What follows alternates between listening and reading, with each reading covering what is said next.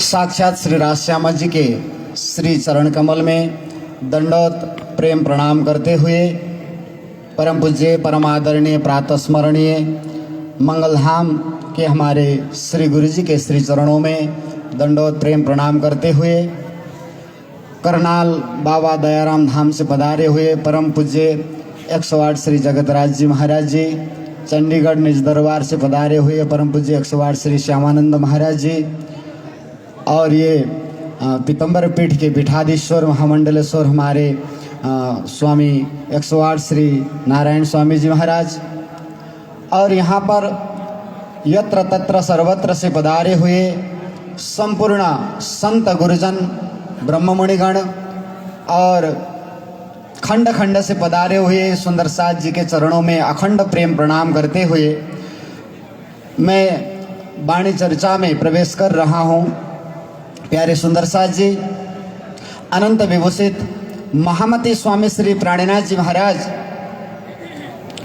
जागनी यात्रा में निजानंद आचार्य धनश्री देवचंद्र जी महाराज की जागनी झंडा को लेकर के सभी को जगाने के लिए निकल पड़े और जागो जगाओ जुगतसों छोड़ो नीत विकार पहचान कराओ पीयूषों जो सफल होए अवतार बोलते हुए सबको जागने का और ज्ञान से झकझोरते हुए इस प्रकार से आगे बढ़े। तो उस समय का देश काल परिस्थिति को समझना है। अगर महामती प्राणनाथ जी की वाणी को समझना है तो उस समय की देश काल और परिस्थिति को समझना अति आवश्यक है।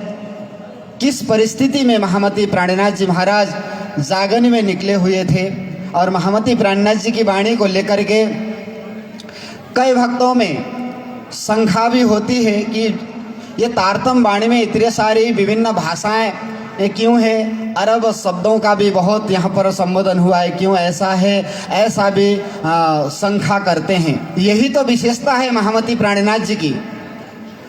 आप विचार करें, सृष्टि के शुरू से अब तक, from the very beginning of creation till now, अब तक आप देखेंगे तो यहाँ पर कितने सारे आचार्य हुए और 88,000 ऋषि मुनि हुए, 1.25 लाख पैगंबर हुए, 24 अवतार हुए, 24 तीर्थंकर हुए और संत महात्मा अनगिनत हुए। वो भी एक चतुर्युग की हिसाब है। आप देखेंगे ब्रह्मा जी के एक दिन में 1000 चतुर्युग होते हैं और ब्रह्मा जी 50 साल के क्रॉस करके आगे 28वां कलियुग चल रहा है। तो आप सब हिसाब करेंगे तो एक चतुर्युग में ही इतने सारे अवतारी तीर्थंकर महापुरुष ऋषि मुनि हुए हैं, तो अब तक कितने हुए होंगे? अगर हिसाब करने लग जाएंगे तो हम सबका खोपड़ी गर्म हो जाएगा, लेकिन हिसाब शायद ही निकल पाएगा। लेकिन आप विचार करिए, आज तक कोई संत महात्मा ऋषि मुनि अवतारी तीर्थंकर ने संसार के सारे धर्मशास्त्रों का सार को विभिन्न भाषा में 6 भाषाओं में कभी किसी ने वर्णन किया है? नहीं, न भूतो न भविष्यति, न ऐसा कभी हुआ था न आगे कभी हो सकता है। तो ये 28 द्वय परार्धे अष्टविंशति कलियुगे कहा है। तो इसी समय में क्यों हुआ? क्योंकि ये कोई अवतारी ने नहीं किया है, ये कोई तीर्थंकर ने नहीं किया है, ये कोई ऋषि मुनि ही नहीं, बल्कि ये कोई भगवान भी नहीं, ये अक्षरातीत पूर्ण ब्रह्म परमात्मा प्रत्यक्ष नर्तन में प्रकट होकर के उन्होंने ये वाणी कही है। इसीलिए ये विभिन्न भाषाओं में सारे धर्मशास्त्रों का सार एक ही जीवन में देना ये कोई किसी की बस की बात नहीं है। ये अक्षरातीत पुरुषोत्तम परब्रह्म परमात्मा ही कर सकते हैं। वही इस नर्तन में महामती प्राणनाथ जी के रूप में आकर के उन्होंने ये दिया है। इसलिए इस वाणी को हमें इस प्रकार से समझना है। ये कोई आम वाणी नहीं है। ये एक ही वकर जिन जानो मन्ना श्री धनी जी लाए धाम से वचन, परमात्मा ने परम धाम से ही ये वाणी लेकर के उन्होंने अपने आवेश से प्रकट किया है। ये आवेश की वाणी है, जोश की वाणी है। इसीलिए महामती प्राणनाथ जी की वाणी को समझना हो तो इस प्रकार से हमें समझना होगा। जैसे हमारे ऋषि मुनियों ने कहा सारे संसार के प्राणियों के लिए संबोधन करते हुए सबको सुख हो, कोई किसी को दुख न हो, ऐसा करके निष्पक्ष वाणी कहा। तो महामती प्राणनाथ जी की विभिन्न अवस्था में नगर नगर डगर डगर यत्र तत्र जागनी करते हुए विचरण कर रहे थे। तो उस समय का देश काल परिस्थिति को देखते हुए वाणी प्रकट हुई है। तो उस समय में औरंगजेब एक धुरंधर मुगल सम्राट औरंगजेब ने हिंदुओं को जबरदस्ती मुसलमान में कन्वर्ट कर रहा था। कई गाँव की चोटी काट करके, जनेऊ काट करके जबरदस्ती मुसलमान बनो बोल करके बोल रहा था। हिंदू धर्म का नाश हो रहा था। तो उस परिस्थिति को देखते हुए महामती प्राणनाथ जी महाराज ने केवल हिंदू धर्म को जगाने के लिए, हिंदुओं की सुरक्षा के लिए उन्होंने बहुत प्रकार से प्रयास किया। और ये प्रयास इस प्रकरण में थोड़ा आप सबको मैं बताने जा रहा हूँ। उन्होंने देखा कि अगर ऐसा ही होता रहा, चलता रहा, तो एक समय ऐसा भी आएगा कि हिंदुस्तान में ही कोई हिंदू न बचेगा, क्योंकि ये औरंगजेब तो सबको मुसलमान में, इस्लाम में कन्वर्ट कर रहा है किसी भी प्रकार से। तो उन्होंने सब हिंदू के राजाओं को, महाराजाओं को, राणाओं को और चक्रवर्तियों को संबोधन करते हुए उन्होंने कहा, राजा ने मलो रे राणे राय तणो, धर्म जाता रे कोई दौड़ो, जागो ने जोदा रे उठ खड़े रहो, नींद निगोड़ी रे छोड़ो। हे राजाओं, हे महाराजाओं, हे राणाओं, हे चक्रवर्तियों, जागो आप सब, और धर्म की रक्षा के लिए, धर्म के लिए मरने के लिए, मिटने के लिए, कटने के लिए कौन कौन तैयार हो, आओ दौड़ लगाओ और खुद जागो। फर्स्ट आप खुद जगाओ और सबको जगाओ, ये अज्ञान अंधकार की भ्रम को उड़ा दो।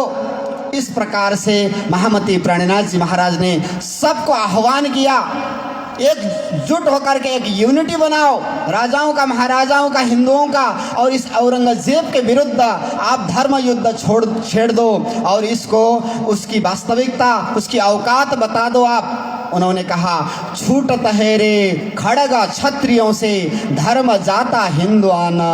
आज सारे राजा महाराजा सब चापलूसी कर रहे हैं मुगलों की, और उनके हाथों से तलवार छूट रही है, धर्म के लिए कोई आगे नहीं बढ़ रहा है, और हिंदुओं का धर्म का नाश हो रहा है, हिंदू धर्म समाप्ति की ओर बढ़ रही है। सताने रे सताने न छोड़ो रे सत्यवादियों, जोर बढ़ियो तुर्काना। हे सत्यवादियों, हे सत्य के व्यापारियों, आप सत्य को मत छोड़ो। सत्यमेव जयते नानृतम, अंतिम में सत्य का ही जीत होना है, इसलिए आप सत्य का पक्ष लो, सत्य को मत छोड़ो, क्योंकि ये तुर्कान, ये मुगलों का आज जोड़ बढ़ रहा है और सब देश को ही इस्लाम देश में कन्वर्ट करने के लिए तुले हैं। इसलिए आप जागिए और एकजुट होकर के धर्म के लिए तैयार होकर के धर्म युद्ध करने के लिए आप आगे आएं। कुलिए छकाए रे दिलड़े जुदे किए, मोह अहम के मदमाते। महामती प्राणनाथ जी कहते हैं, कहीं न कहीं ये कलयुग का ही प्रभाव होगा। कलयुग ने सबकी बुद्धि भ्रष्ट कर दी है। सब अंतर से जुड़ना चाहिए था, लेकिन अंतर से दूर होते जा रहे हैं। ईर्षा, द्वेष, छल कपट के चलते एक आपस का सहयोग नहीं कर रहे हैं, एकात्म भाव से धर्म की रक्षा के लिए नहीं लगे हुए हैं। क्यों? क्योंकि मोह अहम के मदमाते, ये मोह अज्ञान भ्रम के चलते ये सारे इसके मद में आकर के, पद के मद में आकर के मग्न हो गए हैं, और जरा सा संपत्ति के लिए धर्म को भी बेचने के लिए तैयार हो चुके हैं। इसीलिए हमें समझना चाहिए, धर्म को छोड़कर अर्थ के पीछे पड़े हो, समझते अपने को सबसे बड़े हो, ये तेरी समझदारी नहीं किंतु भूल है। अर्थ सब अनर्थों का मूल है। बोलो प्राणनाथ प्यारे की। इसीलिए धर्म को छोड़कर अर्थ के पीछे मत पड़ो, और अपने स्वार्थ के लिए, अपना हिंदू धर्म की रक्षा के लिए तुम लोग आगे बढ़ो। अपने स्वार्थ के लिए ये बलिदान मत करो, नहीं तो आगे आपको पछताना होगा। महामती प्राणनाथ जी ने सबको इस प्रकार से आह्वान किया। और अहम किस बात की, घमंड किस बात की? आप सोचिए, हमें जन्म किसी ने दिया और पहला स्नान भी किसी और ने कराया, नामाकरण करने के लिए भी कोई और आया, ज्ञान देने के लिए कोई और आया। आप सोचिए, उसके बाद में जितना भी कर्मकांड होता है, शादी विवाह भी किसी और ने कराया, और अंतिम में अंतिम स्नान भी कोई और करा रहा है, चिता में आग भी कोई और लगा रहा है। हमने क्या किया? किस बात की घमंड है हमें? किस बात से हम अहंकार होकर के आगे चलते हैं? वास्तविकता को समझो, खुद को पहचानो, परमात्मा को पहचानो और धर्म के लिए समर्पित होकर के, एकजुट होकर के आगे आओ। असुर माते रे असुराई करे, असुर माते रे असुराई करे, तो भी न मिले रे धर्म जाते।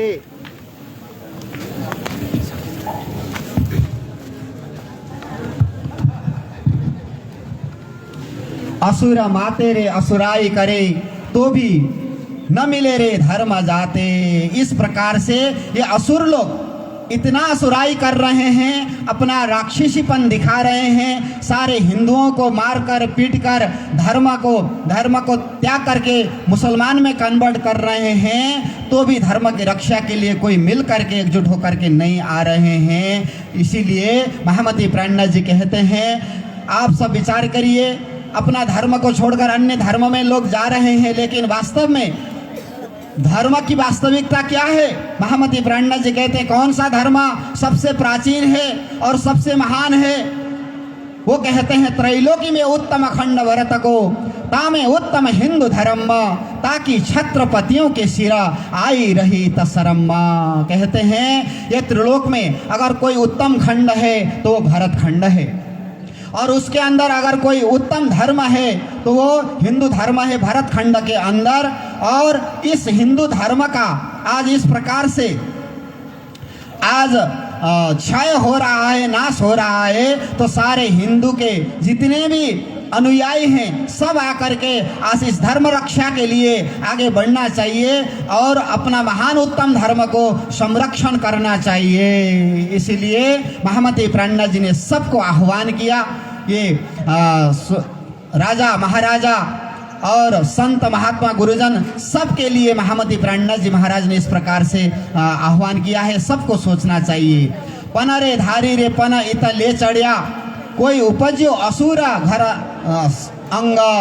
अंशा। इसलिए वो कहते हैं कि कोई एक उनका दैविक शक्ति इन मुगलों के अंदर आ गया है, जो धर्म हिंदू धर्म को, सत्य धर्म को नाश करने के लिए उन्होंने कसम खा रखा है। इसीलिए हर प्रकार से ये प्रयास कर रहे हैं। लेकिन हमें भी सोचना चाहिए, जुदने करने उठाया धर्म सो सब देखे खड़े राजवंश। इस प्रकार से धर्म के लिए राजाओं को एकजुट होकर के सबको मिल करके युद्ध करना चाहिए।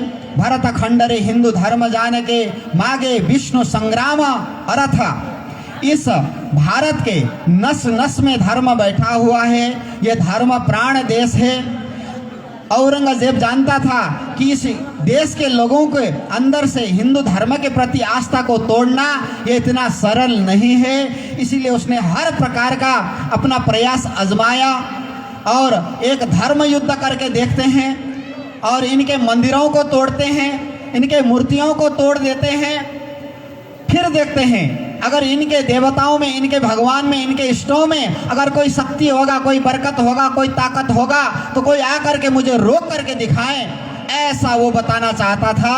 और तुम्हारे हिंदू इष्टों में कोई शक्ति नहीं है, इसलिए मैं कहता हूँ तुम हमारे धर्म में आ जाओ। ऐसा सोच करके, ऐसा बोल करके वो सबको अपनी ओर खींचता था और कई प्रकार से वो हिंदुओं को मुसलमान में कन्वर्ट करता था। इस बात को महामती प्राणनाथ जी महाराज ने देखा तो उन्होंने कहा, इस बात को अगर हम नज़रअंदाज करेंगे, फिलहाल जो स्थिति है इसको अगर हम आगे नहीं सोचेंगे, नहीं जागेंगे, आगे नहीं बढ़ेंगे तो एक दिन ऐसा समय आएगा हिंदुस्तान में ही हिंदुओं को ढूंढने के लिए मोमबत्ती और टॉर्च लाइट लेके शायद घूमना पड़ जाएगा और कोई हिंदू ही ना रहेगा।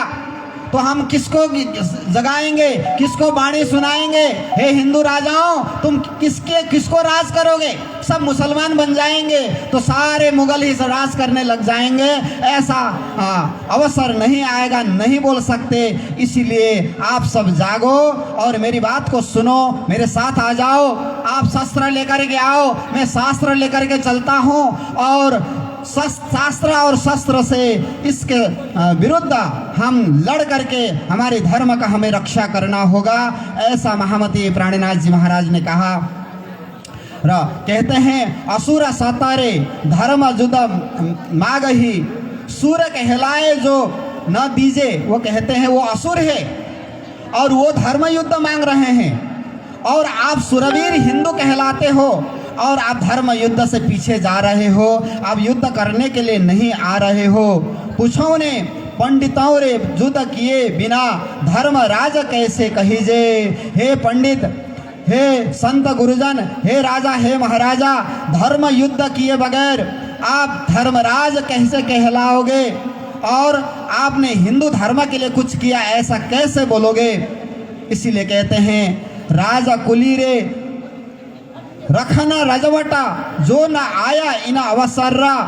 जितने भी यहाँ राजा महाराजा और राणे और चक्रवर्ती है, सारे रजवट करने वाले हैं।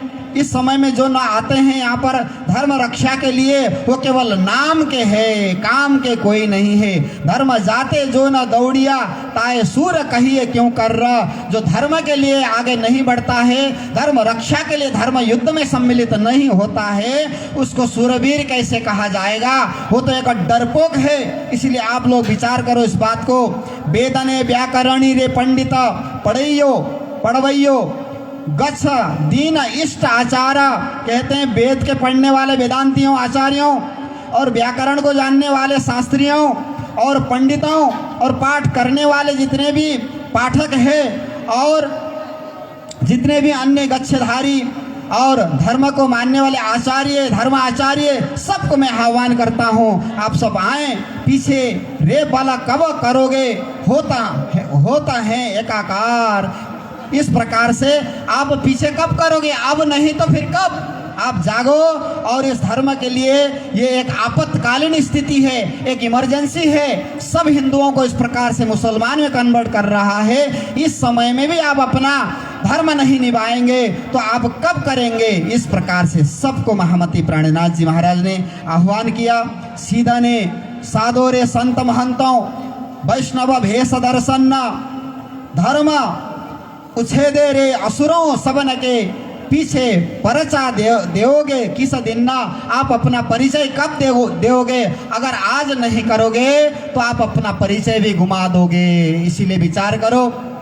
महामती प्राणीनाथ जी महाराज सबको संबोधन कर रहे हैं। सुनियो रे पुकारे सियाने संत जनों, जो न दौड़िया जाते सत्ता। आप जितने भी संत महात्मा गुरुजन आचार्य पीठाधीश्वर महामंडलेश्वर जितने भी हो, आज सत्य धर्म जा रहा है तो आप सब इस प्रकार से कान में तेल डाल करके बैठे हुए हो।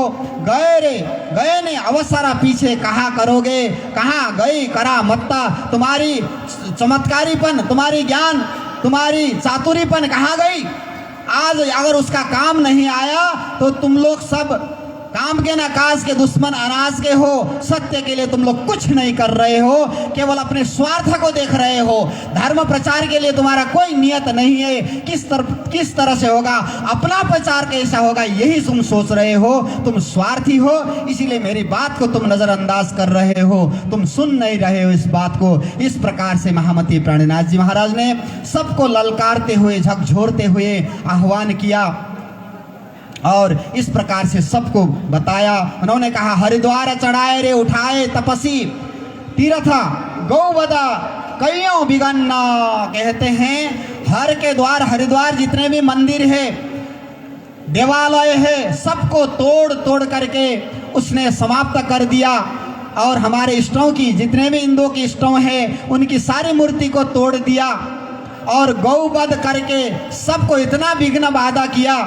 ऐसा जुल्म हुआ जग में जाहिर, पर कमर न बांधी रे किन्ना। ऐसा इतना जुल्म हो रहा है और कोई कमर नहीं कस रहा है, तो कितने स्वार्थी है इसी से पता चल रहा है। इसीलिए आप विचार करो, सूर्य ने कहलाए रे सेवा करे असुर की, आप सुरवीर कहलाते हो और असुर की सेवा करते हो जरा सी पैसा संपत्ति के लिए, जो दारू वाए उड़ावे देहुरे, इस प्रकार से जो जबरदस्ती मंदिरों को तोड़ रहा है।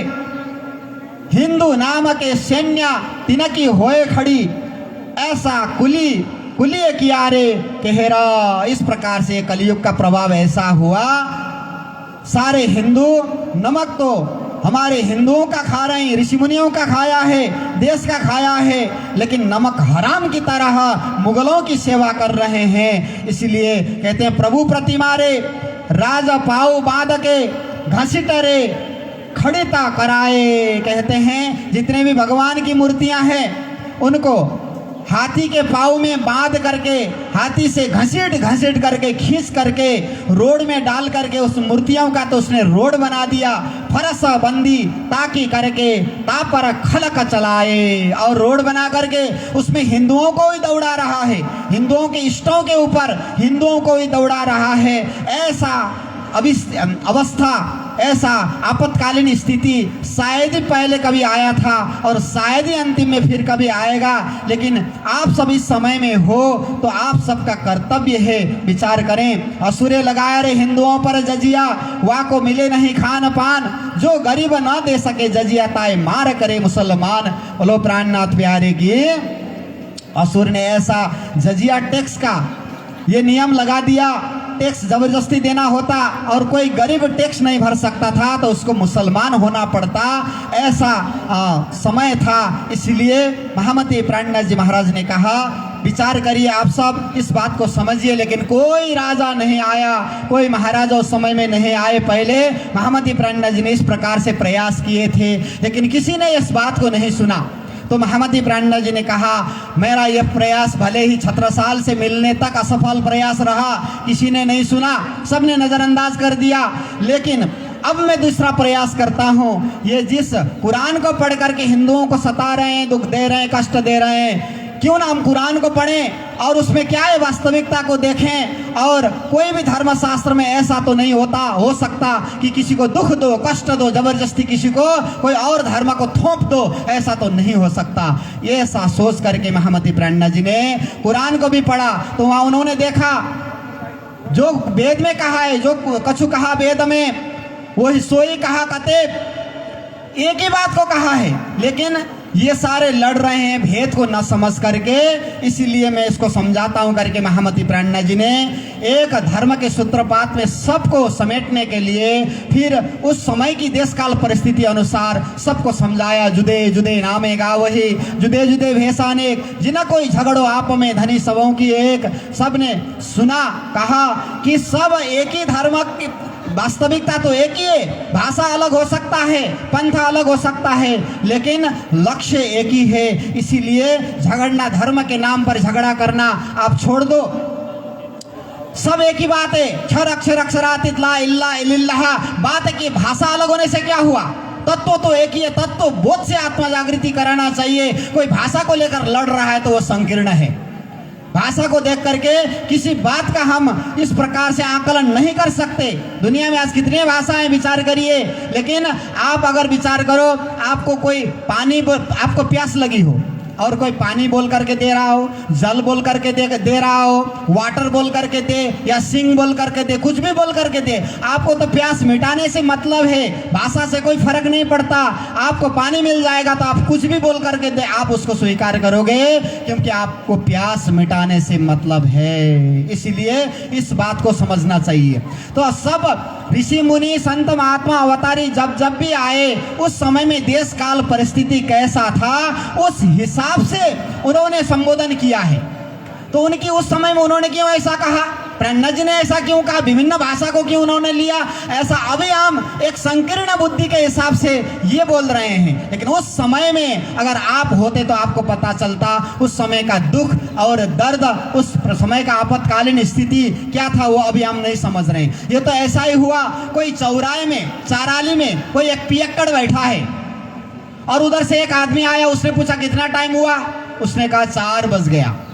अच्छा, तो वो चला गया। थोड़ी देर में दूसरा आदमी उधर से आया, उसने पूछा कितना टाइम हुआ, उसने कहा 4:05 गया। अरे अभी तो 4 बोल रहा था, ये 4:05 बता रहा है, इसका घड़ी तो कहीं खराब नहीं, चलो और एक को पूछता हूँ। तो उधर से और आया, उसको पूछा कितना हुआ, उसने कहा 4:10 हुआ।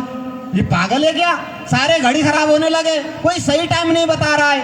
आज जब तक मुझे कोई सही टाइम नहीं बताएगा मैं यहाँ से जाने वाला नहीं, बोल रहा है। चौराहे में बैठ के सबको पूछ रहा है, लेकिन वो सब सही बोल रहे हैं, सही टाइम बता रहे थे, लेकिन इसकी समझ नहीं है तो क्या करे कोई?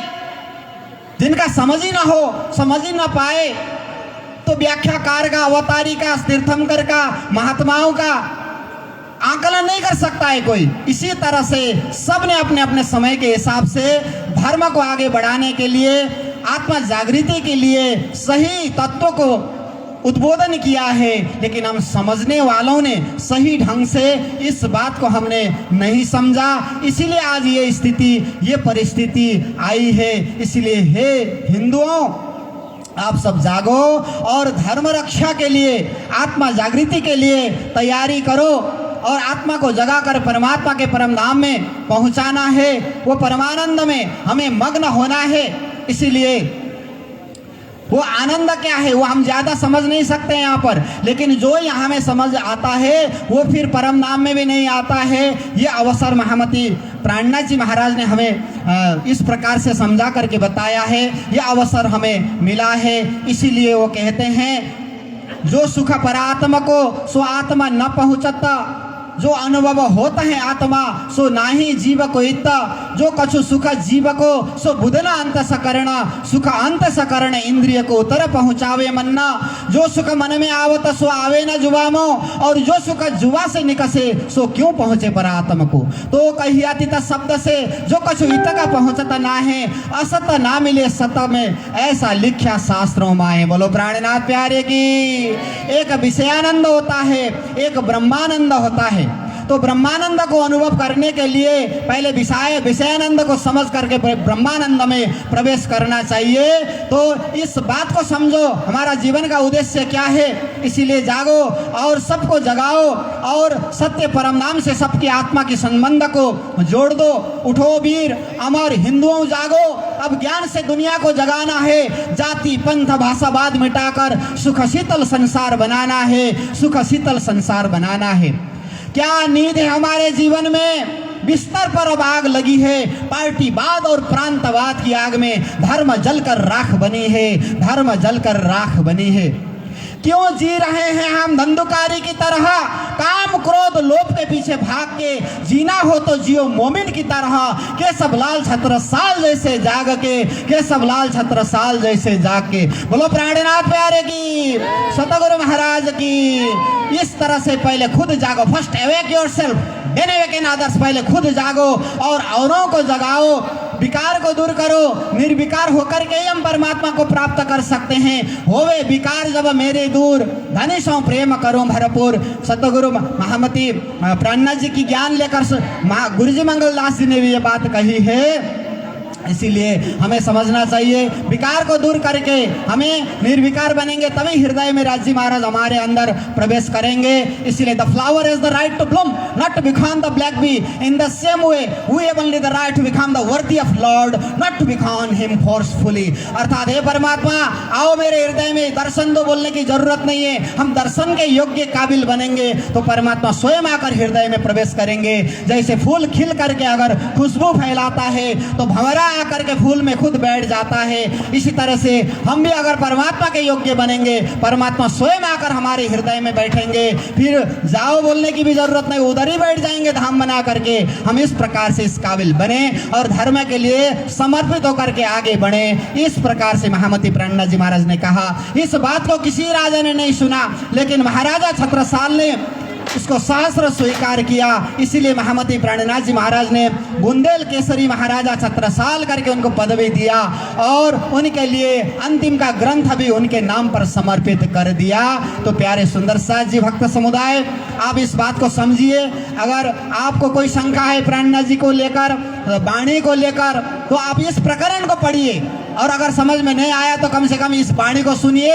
ये लाइव हो रहा है, यूट्यूब में भी मिलेगा आपको। इसको सुन करके आपकी सोई हुई बुद्धि को जगाओ और वाणी की महिमा को समझो और महामती प्राणनाथ जी महाराज की वाणी इस समय के अनुसार में कितना महत्व रखता है आपको थोड़ा समझ में आएगा।